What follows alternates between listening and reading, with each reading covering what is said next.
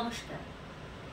আজ কবিগুরুর ১৬৪তম জন্মদিনে তাকে জানাই সশ্রদ্ধ প্রণাম। কবিগুরু এমন একজন মানুষ যিনি জড়িয়ে আছেন আমাদের দিনের প্রতিটি কর্মে, আমাদের শয়নে স্বপনে জাগরণে, আমাদের প্রেমে অনুভবে সুখে দুঃখে তিনি হাত ধরে রয়েছেন তার গানে, তার কবিতায়, তার লেখনীতে। আমি প্রথমে একটি ছোট্ট স্বরচিত কবিতা দিয়ে তাকে শ্রদ্ধাঞ্জলি জানাচ্ছি। প্রথম যেদিন স্কুলে গেলাম মায়ের হাতটি ধরে, দিদিমণি আদর করে ডাকলো কাছে মোরে। দেয়াল জুড়ে ওই যে ছবি, বলো তো শোনা কার? রবি ঠাকুর। বলেন দিদি, করো নমস্কার। এমন ঠাকুর দেখিনি তো মায়ের ঠাকুর ঘরে। নামটি বোধহয় শুনেছিলেন মায়ের গানের সুরে। পক্ককেশী ঋষি মশাই সেদিন থেকেই ভাই রইল জুড়ে ছোট্ট হৃদয় যখন যেখায় যায়। হয়তো তখন নবম দশম, হয়তো বয়স সন্ধি, স্বপ্নে বোনা চপলতা হৃদয় মাঝে বন্দি। হঠাৎ দেখি না বলা সেই বুকের ব্যথা যত, খুঁজে পেলাম কবির ভাষায় মনের গোপন ক্ষত। যৌবনে সব দুঃখে সুখে সকাল সন্ধ্যা রাতে, রবি ঠাকুর তোমার লেখা রইল আমার সাথে। জীবন নদীর নানান বাঁকে নানান কাজের ভিড়ে, রবি ঠাকুর ছিলে আছো সকল সময় ঘিরে।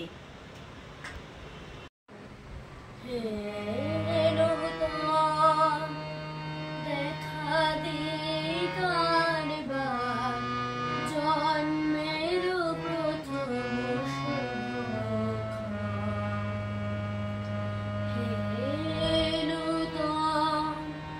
দেখা দে কারবার জন্মের প্রথম তোমার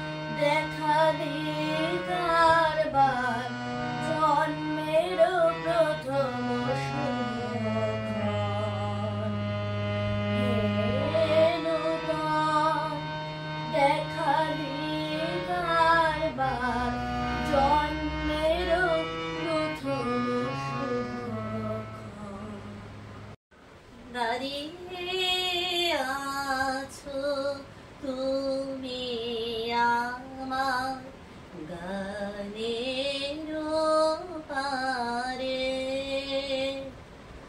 আমার সুর গুলি পায় চলো, আমি পাইনে তাহারে, দাঁড়িয়ে আছো তুমি আমার গানের পারে। এইভাবেই কবিগুরু জড়িয়ে আছেন, দাঁড়িয়ে আছেন আমার গানের সীমানা পেরিয়ে। শৈশবে তিনি হাত ধরেছেন, যৌবনে তিনি পথ দেখিয়েছেন। তার সাথে চলুন ঘুরে আসি শৈশবে সেই ছেলেবেলায়। মনে করো যেন বিদেশ ঘুরে মাকে নিয়ে যাচ্ছি অনেক দূরে। তুমি যাচ্ছ পালকিতে মা চড়ে, দরজা দুটো একটুকু ফাঁক করে। আমি যাচ্ছি রাঙা ঘুরের পরে, টগবগিয়ে তোমার পাশে পাশে। রাস্তা থেকে ঘোড়ারে ঘুরে ঘুরে রাঙা ধুলোয় মেয়ে গড়িয়ে আসে। সন্ধে হলো, সূর্য নামে পাটে, এলেন যেন জোড়া দেখির ঘাটে। ধু ধু করে যেদিক পারে চাই, কোনোখানে জনমানব নাই। তুমি যেন আপন মনে তাই ভয় পেয়েছো, ভাবছো এলেন কোথা। আমি বলি ভয় করো না মাগো, ওই দেখা যায় মরা নদীর সোতা। চোর কাটাতে মাঠ রয়েছে ঢেকে, মাঝখানেতে পথ গিয়েছে বেঁকে। গরু বাছুর নেই কোনোখানে, সন্ধে হতে গেছে গায়ের পানে। আমরা কোথায় যাচ্ছি কে তা জানে, অন্ধকারে দেখা যায় না ভালো। তুমি যেন আমায় বললি ডেকে, দিঘির ধারে ওই যে কিসের আলো। এমন সময় হারে রে রে রে, ওই যে কারা আসতেছে ডাকছে রে। তুমি ভয়ে পালকিতে এক কোণে ঠাকুর দেবতা স্মরণ করছো মনে। বেয়ারাগুলো পাশের কাটা বনে পালকি ছেড়ে কাঁপছে থর থর। আমি যেন তোমায় বলি ডেকে, আমি আছি ভয় কেন মা করো। হাতে লাঠি, মাথায় ঝাঁকড়া চুল, কানে তাদের গোজা জবার ফুল। আমি বলি দাঁড়া, খবরদার এক পা কাছে আসিস যদি আর। এই চেয়ে দেখ আমার তলোয়ার, টুকরো করে দেব তোদের সেরে। শুনে তারা লম্ফ দিয়ে ওঠে, চেঁচিয়ে উঠলো হারে রে রে রে রে। তুমি বললে যাস রে খোকা ওরে, আমি বলি দেখো না চুপ করে। ছুটিয়ে ঘোরা দিলেন তাদের মাঝে, ঢাল তরোয়াল ঝনঝনিয়ে বাজে। কি ভয়ানক যুদ্ধ হলো বাজে, শুনি তোমার গায়ে দেবে কাটা। কত লোক যে পালিয়ে গেল ভয়ে, কত লোকের মাথা পড়লো কাটা। এত লোকেরই সঙ্গে লড়াই করে ভাবছো খোকা গেলই বুঝি মরে। আমি তখন রক্ত মেখে ঘেমে বলছি এসে লড়াই গেছে থেমে। তুমি শুনে পালকি থেকে নেমে চুমু খেয়ে নিচ্ছ আমায় কোলে। বলছো ভাগ্যে খোকর সঙ্গে ছিল, কি দুর্দশাটাই হতো তা না হলে। রোজ কত কি ঘটে যাহা তাহা, এমন কেন সত্যি হয় না। ঠিক যেন এক গল্প হতো তবে, শুনতো যারা অবাক হতো সবে। দাদা বলতো কেমন করে হবে, খোকার গায়ে অত কি জোর আছে। পাড়ার লোকে সবাই বলতো শুনে, ভাগ্যে খোকন ছিল মায়ের কাছে। আমার হারিয়ে যাওয়ার নেই মানা, মনে মনে মেলে দিলেন গানের সুরের এই ডানা। মনে মনে আমার হারিয়ে যাওয়ার নেই মানা, মনে মনে মেলে দিলেন গানের সুরের এই ডানা। মনে মনে দেবান্তরের পাখায় পেরোই রূপকথা,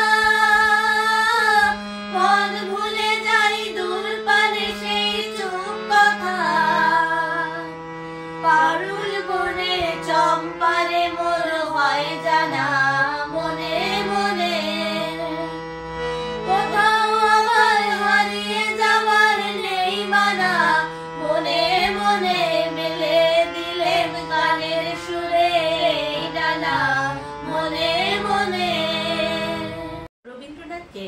আমরা পেয়েছি প্রেমে।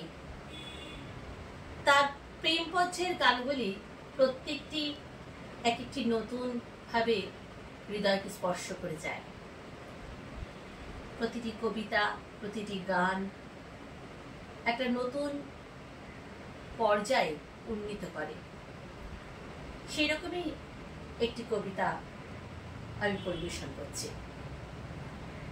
কৃষ্ণকলি আমি তারই বলি, কালো তালে বলে গাইল। মেঘলা দিনেই দেখেছিলেন মাঠে কালো মেয়ে কালো হরিণ চোখ। ঘোমটা মাথায় ছিল না তার মোটে, মুক্ত বেনি পিঠের পরে লোটে। কালো তা সে যতই কালো হোক, দেখেছি তার কালো হরিণ চোখ। ঘন মেঘে আধার হলো দেখে ডাকতেছিল শ্যামল দুটি গাই। শ্যামা মেয়ে ব্যস্ত ব্যাকুল পদে কুটির হতে ত্রস্ত এলো তাই। আকাশ পানেহারি যুগল ভরু, শুনলে বারেক মেঘের গুরু গুরু। কালো তা সে যতই কালো হোক, দেখেছি তার কালো হরিণ চোখ। এমনি করে কালো কাজল মেঘ জ্যৈষ্ঠ মাসে আসে শানে কোণে। এমনি করে কালো কোমল ছায়া আষাঢ় মাসে নামে তমাল বনে। এমনি করে শ্রাবণ রজনীতে হঠাৎ খুশি ঘনিয়ে আসে চিতে। কালো তা সে যতই কালো হোক, দেখেছি তার কালো হরিণ চোখ। কৃষ্ণকলি আমি তারই বলি, আর যা বলে বলুক অন্য লোক। দেখেছিলেন ময়নাপাড়ার মাঠে কালো মেয়ে কালো হরিণ চোখ। মাথার পরে দেয়নি তুলে বাস, লজ্জা পাবার পায়নি অবকাশ। কালো তা সে যতই কালো হোক, দেখেছি তার কালো হরিণ চোখ।